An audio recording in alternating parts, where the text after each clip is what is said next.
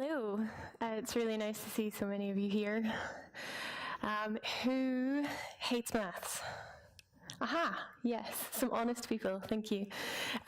Who loves maths? Hey! Oh, that's brilliant. I'm here today, I think, hopefully to help out anyone who didn't put their hand up and isn't quite sure, or those of you who put your hand up first and said that you hated maths.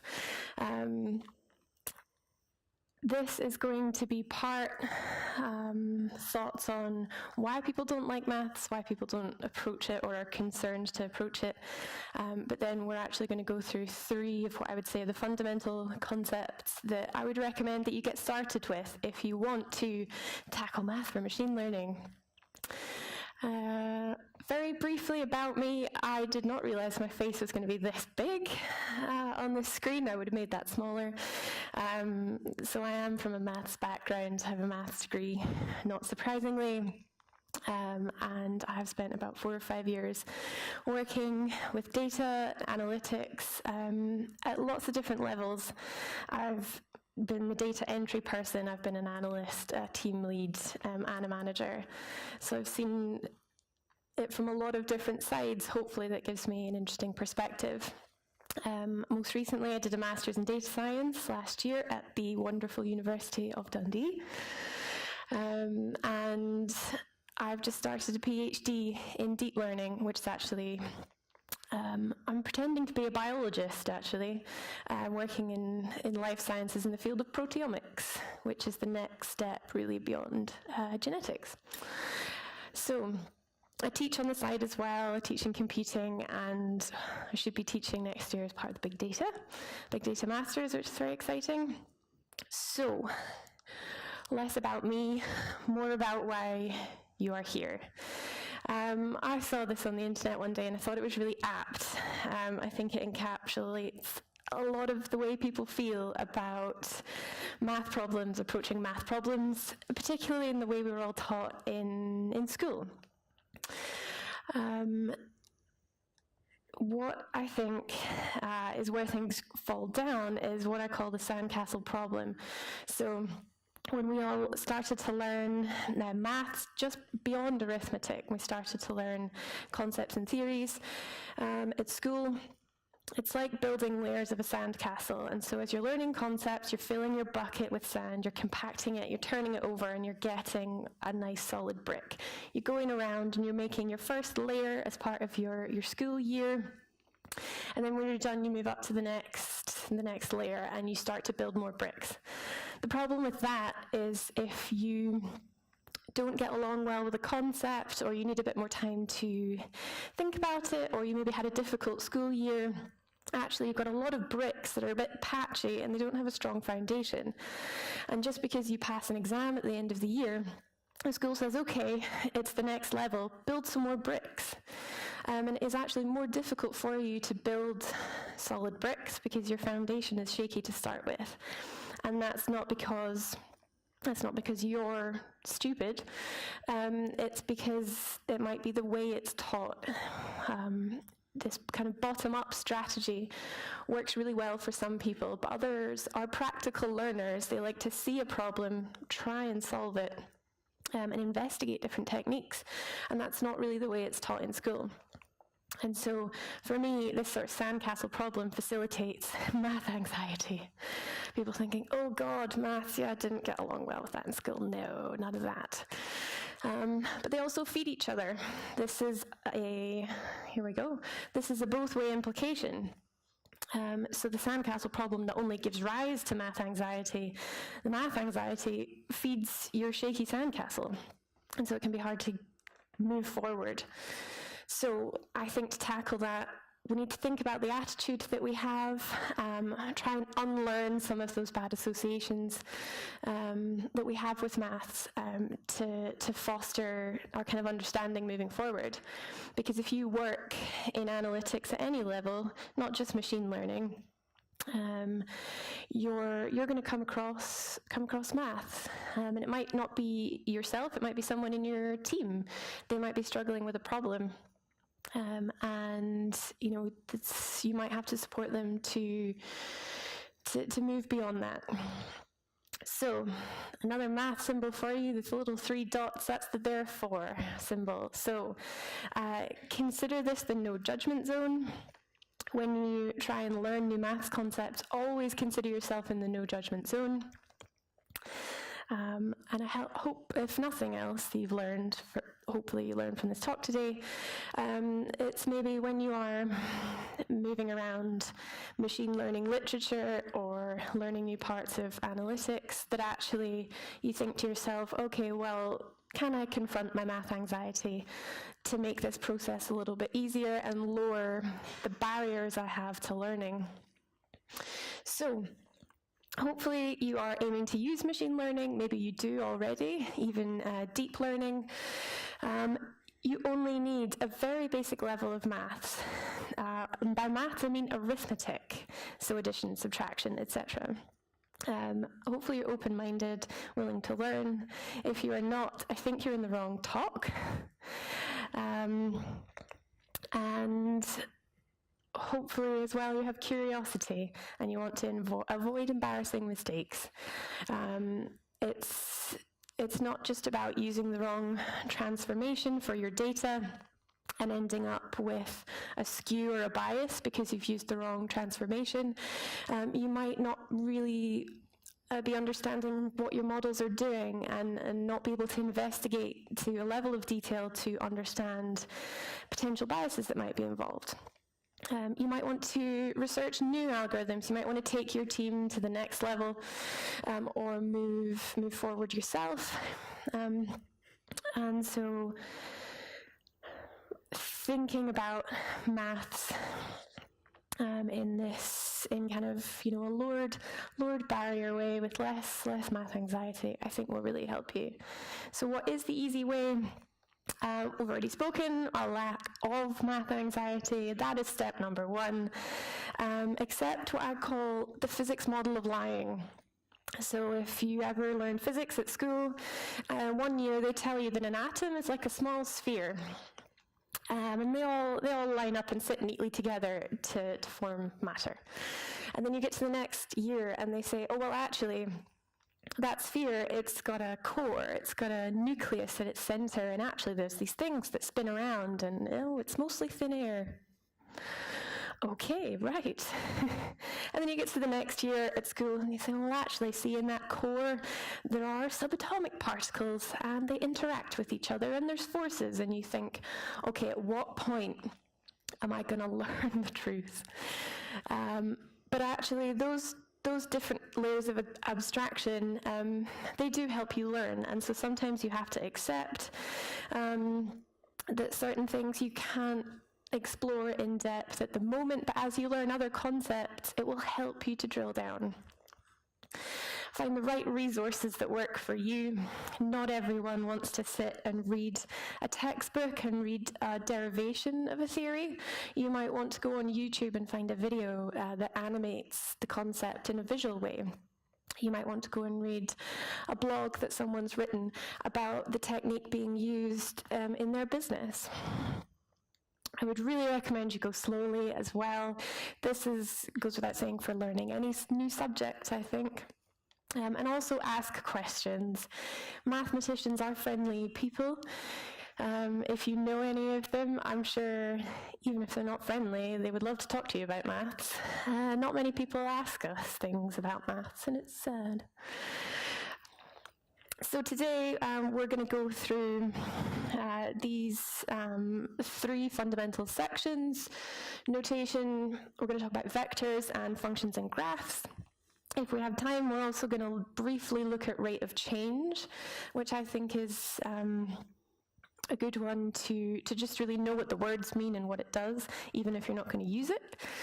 But in reality, we're just going to talk about how mathematicians write things and read things with the commonly used math words and symbols, how we arrange things neatly in vectors and matrices, and we're going to imagine what functions look like, imagining what maths looks like in our heads, hopefully, and maybe some useful bits from calculus. So, notation and terminology. Why is this important? It's important because it will all be written that way.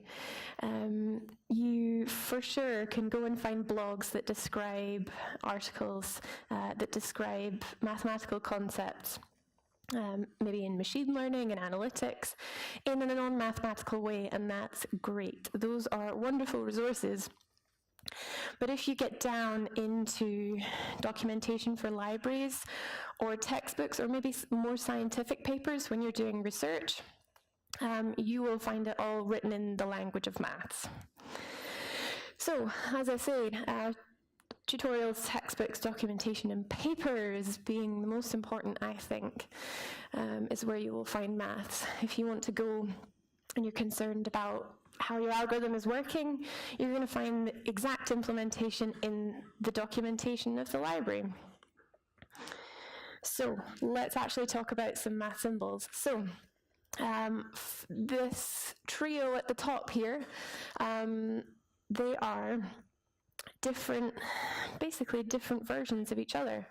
So a scalar, you'll see it written as a lowercase, typically x, and that will just be a single number. It could be 3, 5, 10. A vector, on the other hand, you might see written in a couple of different ways. You might see it lowercase, but also in bold, or my preferred favorite, which is the arrow along the top, what I call the whoosh arrow. An example would be a vector, which is essentially an array, written like that. When we get up to the next level and we think about matrices, you're going to find a capital letter and it's going to be bold.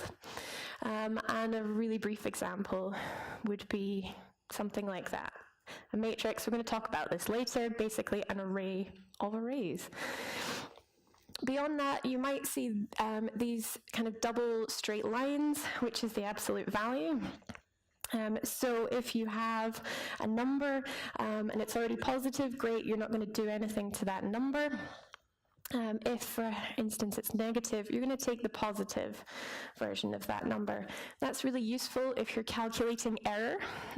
You might not need to know if you have an error above or below, say a predicted value. You just need to understand how far away on each side it is. And mean and standard deviation, I'm sure you all know what they are. I'm not going to patronize you in any way with that. It's just to point out the difference and say you may come across this X bar representation of the mean, which shouldn't be confused with the X arrow, the whoosh, of a vector, like this one. You may also see the mu symbol, which is the beautiful curly Greek letter. And combined with, you might see the standard deviation written as sigma, which is this beautiful O with a loop, in this plus or minus style notation. So sometimes there are multiple ways we can write the same thing, but we will be consistent. We will be consistent. Beyond that, hopefully you might be familiar with something like a summation generator or a product. This is really basically the same as your for loop, if any of you are programmers at all. In the first one, you're going to take a summation and generate it over a series of iterations. So we're going to do the 2 to the power of 1 plus 2 to the power of 2 plus 2 to the power of 3. That's what we're iterating over. Whereas if we go for the same parameters but a different method, the product method, we're going to multiply those instead. So if you see either of these, that's the capital letter sigma or the capital letter pi.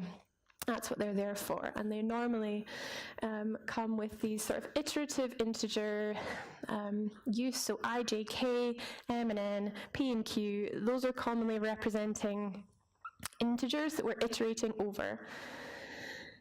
Oh, yep, there's an example of integers.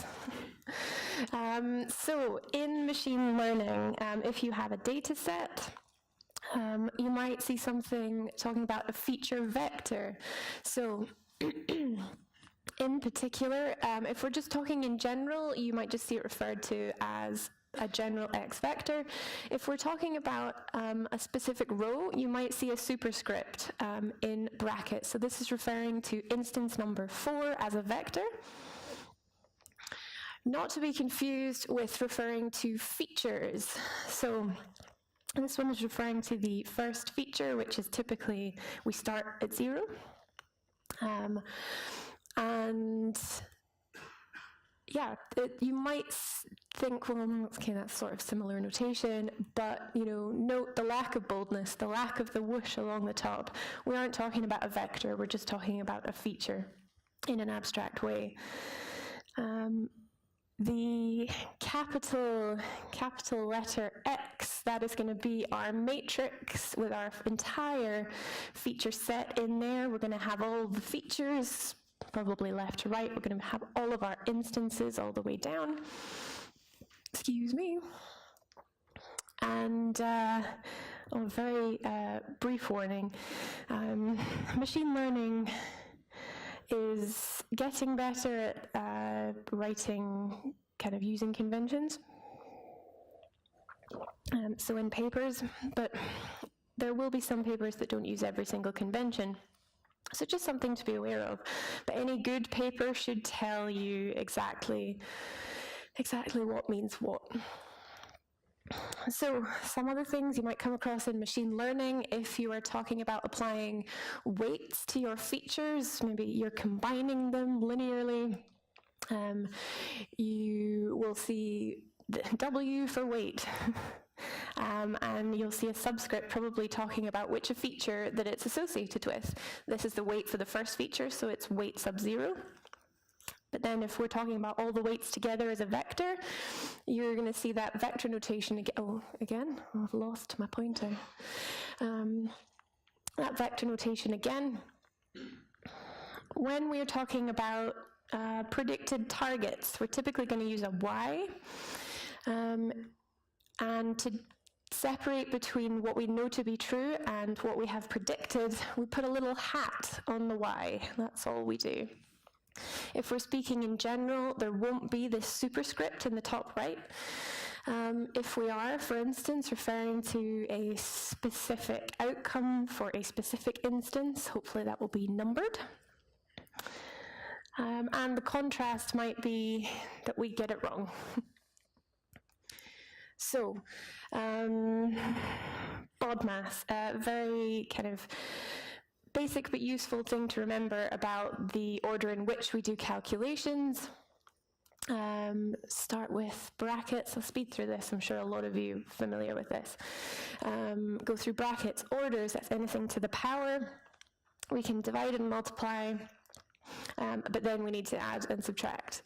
And a good rule of thumb, or actually the rule of thumb to use, is obviously we go down from brackets to subtract, but we also go left to right through the equation. So if there's ever any confusion about which to do first, go from left to right.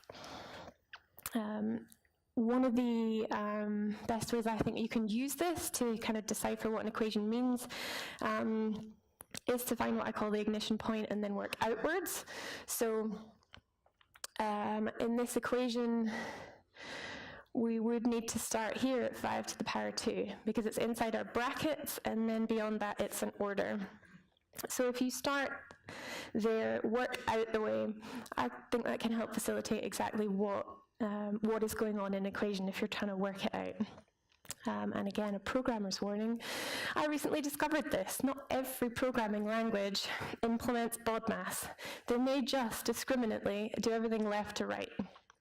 And that way, if they do that, you can force it with brackets. So, if you are stuck, what I recommend is Google the Greek letter. Wikipedia's got a really useful table of concepts. You can go and match the letter and see what it refers to. You may own a math dictionary. I don't know if any of you still own a word dictionary, but math dictionaries are a thing. I think you can find them online as well. There's a good cheat in equation editor, which I kind of like. You can go in and you can find the letter or the symbol that you're looking for in Microsoft's equation editor, hover over it and you'll get a description. And if in doubt, I would run to the nearest mathematician.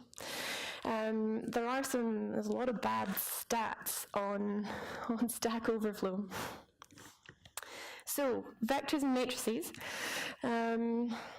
A vector, I'm sure a lot of you will know, it's just an array or an arrangement of things, and then a matrix is that in the next dimension. It's an array of arrays, or an array of vectors.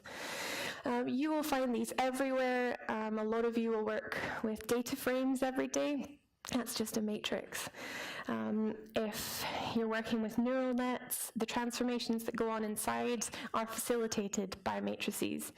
If you're doing any dimensionality reduction, you're going to input and output a matrix.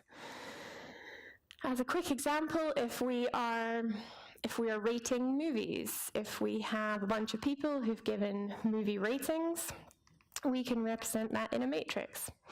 And so breaking that down into their components, we can have column vectors per person, or we have these row vectors per movie. And so depending on what kind of analysis we're doing, we might be working with rows or column vectors. So an individual item we would call an entry or a component. As I said before already, we'll have these row and column vectors. And a matrix is described by its rows and its columns. So you'll hear something called an m by n matrix. So this one, for example, is 3 by 4. So that'll be a 3 by 4 matrix. So in literature, in papers, you will see this written, as I said before, capital letters in bold, and you might see the size in a subscript. The rows or vectors, we've already touched on this. You're going to probably see the arrow or a bold, and you might have a superscript or a subscript denoting exactly which row or column we're talking about. And an individual entry will be identified by its place. So this one is in the first row and the second column, so that is a sub 1, 2. So the rows and the column notation, yes, they look very similar. They are quite similar. They're the same. This is the same for a good reason. Historically, mathematicians always talk about column vectors, but actually in machine learning or in anything where you work with instances or samples, we need to talk about row vectors because that encapsulates one instance for us. Whatever paper you're reading, it will be clear which is which, so don't worry. And then a little note there. Is it A or is it X? It doesn't matter. It doesn't matter, it's just abstract. So very briefly, we'll look at some manipulation of matrices, just as examples. And then after that, I've got some recommendations of other matrix transformations that might be useful for you. So in matrices, we go left to right. And if we are subtracting or adding, we do this entry-wise, really simple. First entry on matrix A, take away the first entry on matrix B. And that will resolve to be the same size as the original two matrices, which also have to be the same size. If you're doing something entry-wise, you need pairs, so that's why you're going to have to work with things that are the same size. Multiplying. Multiplying is a little bit different. We're going to use something that you might have met in Excel before, which is the sum product. We are going to take the row, the first row of the first matrix, and we're going to take the first column of the second matrix and work with them together. So it's broken down just on the right-hand side here. We're going to multiply each pair of entries and add them together, and that gives our resultant entry for the next matrix. That will then resolve, and you'll have the final matrix. This idea of working with the first row and then the first column, those obviously are two vectors in themselves, and what we're actually doing, you might see referred to as the dot product or an inner product. Basically multiply each entry, add it together, and you get a final number. There is a stipulation on this in that you will need, obviously, the dimensions of the row in this direction to be the same as the column in your next matrix. So if my first matrix A had 4 columns there, I wouldn't be able to multiply it by the second matrix because I don't have a 4th row to use, and you can't multiply something that's not there. That probably won't be a problem for you because there'll be things going on. You'll be typing in Python, it'll be saying, error, or the language of your choice, sorry. Should remain agnostic, not start a Python versus R war. There are many different manipulations of matrices. There are whole textbooks written about this, unfortunately. If you want to keep going and learn other things, I recommend you look at the transposition and have a look at what symmetric and triangular matrices are. If you're really keen, I would then move on to eigenvectors, eigenvalues and eigenvectors, and linear independence. So this is what I mean by kind of reinforcing that layered structure and understanding that actually everything builds on itself. So functions and graphs, let's try and imagine what math looks like. I really like this, actually. I saw it on Twitter. I can't claim to have made this. A genius far better than I made this. I do wonder, though, if they had to go and photograph each of these individual cows, or if they managed to find a suitably shaped cows on the internet. So, I'm sure you all have some idea of what a function is. You put something in, you transform it, and you get something out. For example, 5 squared is 25. And it's this thing in the box that we're trying to encapsulate and visualize. You're going to find this if you are creating discriminatory boundaries between classes. If you are fitting a curve or a regression. Again, neural nets, they're everywhere. And in lots of different places. It's really useful to look at a function and be able to think about what it's doing. So,